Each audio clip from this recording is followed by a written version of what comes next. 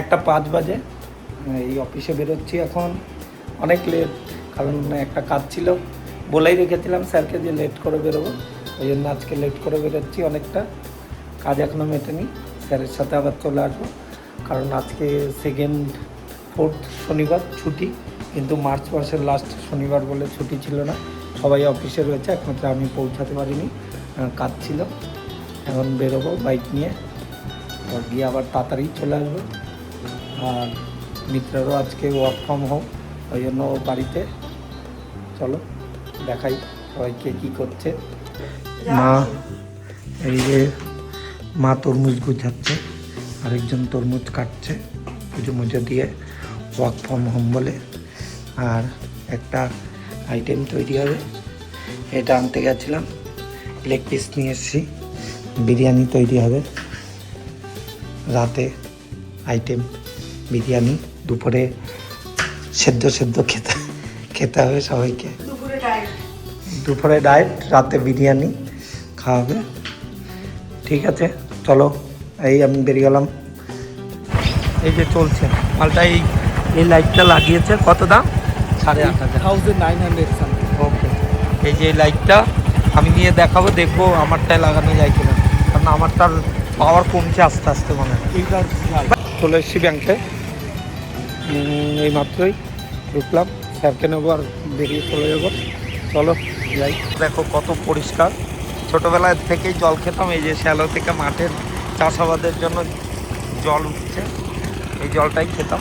আগে ড্রেন দিয়ে যেত, মাটির ড্রেন দিয়ে, সেই জলই খাওয়া হতো। এখন আর ছেলেপেলে খায় না, কেউই খায় না এখন। ভুট্টা হওয়া দেখিয়েছি, এখন এই যে ভুট্টাগুলো পেকে গেছে সব, গাছগুলোকে এরকম মাঝখান থেকে কেটে রেখে দেয় কিছুদিন, এই যে মাঠ ভর্তি ভুট্টা, কিছুদিন কেটে রেখে দেয়, তারপর এরকম শুকিয়ে গেলে, এই যে ভুট্টাগুলো শুকিয়ে গেলে দেখাচ্ছি। ভুট্টাটা বলতো ভাই, দেখো ভুট্টাটা শুকিয়ে গেলে এই যে ভেতরটা এরকম হয়ে যায়, এই যে পুরো ভুট্টাটা দেখো এরকম হয়ে যায়। এগুলো বীজের জন্য তৈরি হয়েছে, খাওয়া আমরা যে পুড়িয়ে খাই সেই ভুট্টাই, এখন অনেকটা শক্ত হয়ে গেছে বীজের জন্য। পুরো মাঠ জুড়ে এই যে প্রত্যেকটা গাছে দেখো এই যে ফলন হয়ে আছে, এবং পুরো মাঠ জুড়ে মাঠকে মাঠ এরকম ভুট্টা হয়ে আছে। তারপর নেক্সট স্টেপ এরকম, এই যে কেটে গাছগুলো এরকম কেটে ফেলা হয় পুরো মাঠ থেকে, এই যে দাঁড়ানো দেখো, ফলন নেই একটা তো পাশের জমিতে।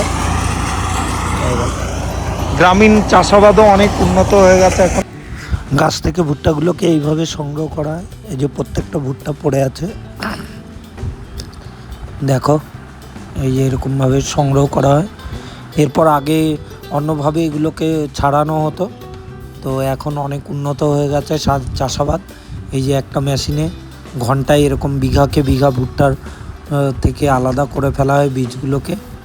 এই যে দেখো মেশিনটা চলছে, 1 ঘন্টায় কয়েক কুইন্টাল এরকম ভুট্টা থেকে বীজগুলো সংগ্রহ হয়ে যায়। আর এই যে এগুলো পড়ে আছে ছিবড়েগুলো, এগুলো জ্বালানি হিসাবে ইউজ করা হয়। বাইরে অনেক প্রসাধনী তৈরি হয় এগুলো দিয়ে, সাজানোর জিনিস, ঘর সাজানোর জিনিস, কিন্তু গ্রামে এগুলো তেমন বেশি কাজে লাগে না। আমি ইউটিউব ভিডিওতে দেখেছিলাম এগুলো আবার অন্য কোনো কাজে, ডেকোরেশনের কাজে ব্যবহার হচ্ছে। তো যাই হোক না কেন, এখানে তেমন কোনো নেওয়ার মতো লোক নেই, তাই এগুলো জ্বালানির কাজেই ব্যবহৃত হয়। খুব সুন্দরভাবে ছাড়ানো হয়ে যায় ভুট্টাগুলো, দেখো একটা দানাও নেই ওর মধ্যে। এই এরকম মাথায় করে নিয়ে এখান থেকে নিয়ে মেশিনে দিয়ে দেওয়া হয়। তারপর দেখো এই যে ভুট্টার বীজগুলো এরকম পরিষ্কার পরিচ্ছন্নভাবে বেরিয়ে আসে, পুরো ঝেড়ে পুচে, কোনো নোংরা থাকে না। এগুলোকেই আবার রোদে দিয়ে শুকাতে হয়, শুকানোর পর এগুলো বিক্রি হয়ে যায় বিভিন্ন পশু খাদ্য বা ছাতু তৈরির ক্ষেত্রে, বা বিভিন্ন যাই হোক গবাদি পশু আর এইরকম কোনো কাজে লাগে, বা আবার নতুন করে বীজ তৈরির কাজে লাগে এগুলো। এই যে মেশিনটা দেখো ঘন্টার পর ঘন্টায় এরকম মাঠকে মাঠ ভুট্টা সব ছাড়িয়ে ফেলতে পারে। যাই হোক অনেক উন্নত হয়ে গেছে এখনকার চাষাবাদও। আমরা ছোটোবেলায় দেখতাম অন্যভাবে সব সংগ্রহ করতে। ওখানে কিছু চাষিদের সাথে কথা বললাম, তারা বললো আধা ঘন্টার মধ্যেই এই সমস্ত ভুট্টা থেকে বীজগুলো কালেক্ট হয়ে যাবে। আধা ঘন্টা করে লাগে এক এক বিঘা এরকম জমি করতে মেশিনটার। তো যাই হোক, অনেক সুবিধাজনক। কয়েক বিঘা হয়তো ঘন্টা 2-1-এর মধ্যে অনেক বিঘার ভুট্টাগুলো সব আলাদা হয়ে যাবে এর থেকে। এই যে কিছু কাকাকে জিজ্ঞেস করছিলাম, উনি বললেন এইসব কথা ওনার থেকেই শোনা। যাই হোক, মেশিনের আওয়াজ হচ্ছিল প্রচণ্ড, ওই জন্য আওয়াজটা মিউট করে দিয়েছি। আর এখানে আরেকটা দাদা আছে যার সাথে কথা বলছিলাম, তার কথাগুলোও শোনাতে পারলাম না, কারণ হচ্ছে গিয়ে বললাম প্রচণ্ড আওয়াজ হচ্ছিল, তাই কথা শোনানো যাচ্ছে না। অক্লান্ত পরিশ্রম লাগে যারা এই ভুট্টাগুলো মেশিনে তুলে দিচ্ছে, একবার নিচ থেকে নিয়ে বস্তায় ভরে, তা ঝুড়িতে ভরে তারপর আবার ওই অবধি দিয়ে আসতে হচ্ছে। যাই হোক, দেখো তোমাদের দেখালাম এটা। এবার যাই, ব্রাঞ্চের পরে কথা হচ্ছে। এই দাদাকেই জিজ্ঞেস করেছিলাম যে বীজগুলো বার করার পর ছিবড়েটা কী হয়। বললো বীজগুলো গরুর খাওয়ার হয়, আর ছিবড়াগুলো জ্বালানি হিসাবে, অন্য কোনো কাজে লাগে না এইখানে। তাই শুনলাম এত কর্মকাণ্ড চলছে এখন, মাঠের জিনিস মাঠেই সমস্ত কিছু ঝাড়াই বাছাই হয়ে যায়। ছোটোবেলায় এগুলোর প্রতি অনেক লোক লাগতো, এখন সেটা আর লাগে না, একটা মেশিনেই যথেষ্ট পুরো মাঠটাকে পরিষ্কার করে দেওয়া। এই যে ঝাড়াই বাছাই চলছে, যেমন দেখালাম তোমাদের, একবারে পরিষ্কার হয়ে বেরিয়ে আসছে। এগুলোই এবার রোদে দিয়ে বিক্রি হয়ে যাবে সব। দেখো গম ক্ষেতটাও দেখাই তোমাদের, পেকে গেছে পুরো গমটা। দেখো কাঁচা অবস্থায়ও দেখিয়েছিলাম সবুজ হয়েছিল, মাঠগুলো এখন পেকে গেছে পুরো গম। এটাও ঝাড়াই বাছাই মাঠেই হয়ে যাবে, কেটে মাঠেই পরিষ্কার হয়ে যায়। কাকা ও বাড়িতে নিতে হয় না আর। দেখো এখানেই পরিষ্কার, এই যে সমস্ত কিছু পেকে গেছে গমগুলো। কিছুদিনের মধ্যেই হয়তো এগুলো কেটে মাঠেই পরিষ্কার হয়ে যাবে ওই মেশিনের মতোই। পুরো গম ক্ষেত হলুদ হয়ে আছে, এই সাইডে ধান লাগানো আছে, এগুলো এখন সবুজ।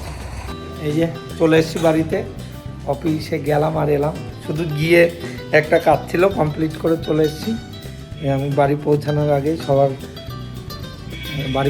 আগে সবার খাওয়া দাওয়া চালু হয়ে গেছে। এই যে শুভদা খাচ্ছে, আমরা খাচ্ছি আর ও দেখছে, আমি দেখো খাবে না। দিদি আর এই যে দাদারও খাওয়া হয়ে গেছে, খেয়ে এখন কমপ্লিট হয়ে গেছে সবার। শুক্তো আর কি হয়েছে, চিকেন বড়া, এই যে ডালের বড়া। দিদি মাংস খাবে না বলে শুক্তো আর ডালের বড়া দিয়ে খাচ্ছে। আর দিদি আর মাংস থেকে বিরত দিয়ে দিয়েছে, মাছও খাচ্ছে না। দেখ মাছও খাচ্ছে না, নিরামিষ ভোজি হয়ে গেছে, ওই জন্য শুক্তো খাচ্ছে। আবার নেক্সট ভিডিওতে তোমাদের সাথে দেখা হচ্ছে। চলো bye, have a good day, সবাই ভালো থেকো, বাই বাই।